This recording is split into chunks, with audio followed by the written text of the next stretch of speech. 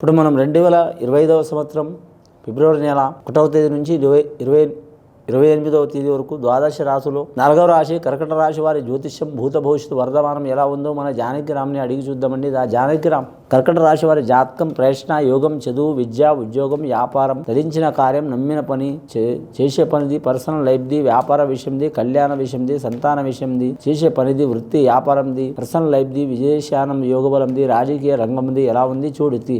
కర్కట రాశి వారి జాతకానికి చెప్పాలంటే మాత్రం శివుడాగని లేనిదే చెమైన కుట్టదండి. వచ్చిండు పరమశివుడు వచ్చిండు, భోళా శంకరుడు వచ్చిండు వారి జాతక బలంలా. ఆయన జ్యోతిష్య బలంలో చూడాలంటే యోగేంద్రుడు వచ్చిండు, షిరిడి సాయిబాబా వచ్చిండు, అలాగే ఆంజనేయ స్వామి వచ్చిండ్రు, అలాగే నవగ్రహాలు వచ్చినాయి. కర్కట రాశి వారి జాతకంలో చెప్పాలంటే మాత్రం వీరి పేరు మీద ఆదాయం 9 రూపాయలు ఉంటుందండి, ఖర్చు 11 రూపాయలు ఉంటుంది, 2 రూపాయలు నష్టం ఉంటుందండి.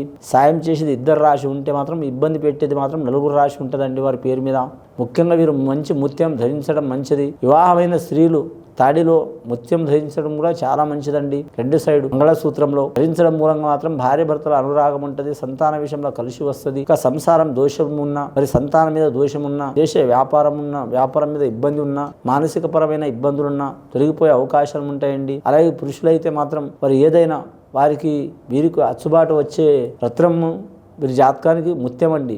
ఆ ముత్యం ధరిస్తే చాలా మంచిది. కానీ మాత్రం వీరు వెండితో ధరించడం చాలా వరకు మంచిదండి.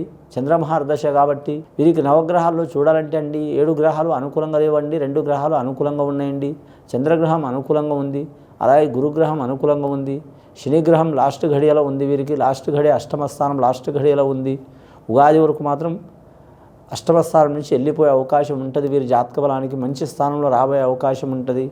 అలాగే వీరి జాతకానికి బుధగ్రహం మంచి లేదు కాబట్టి మాత్రం ఆలోచన శక్తి మందగించే అవకాశం ఉంటుంది. వీరి జ్యోతిష బలంలో 10 మందికి వీరు చెప్పేది కరెక్ట్ అవుతుంది, కానీ వీరికి ఇబ్బందులు అయ్యే అవకాశం ఉంది.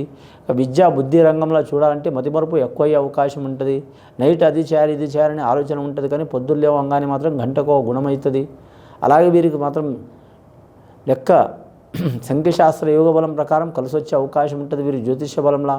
అలాగే కంప్యూటర్ రంగంలో, అలాగే వీరి జ్యోతిష బలంలో సైన్స్ రంగంలో, అలాగే వీరి జ్యోతిష బలంలో షేర్ మార్కెట్ రంగంలో కొన్ని ఒడుగుదొడుగులు ఉంటాయి. మంచి కూడా జరుగుతుంది, ఇబ్బంది కూడా జరిగే అవకాశం ఉంటుంది. ఇంకా వివాహం కాని వారికి వివాహ విషయంలో మాత్రం కొన్ని ఆటంకాలు తప్పవండి.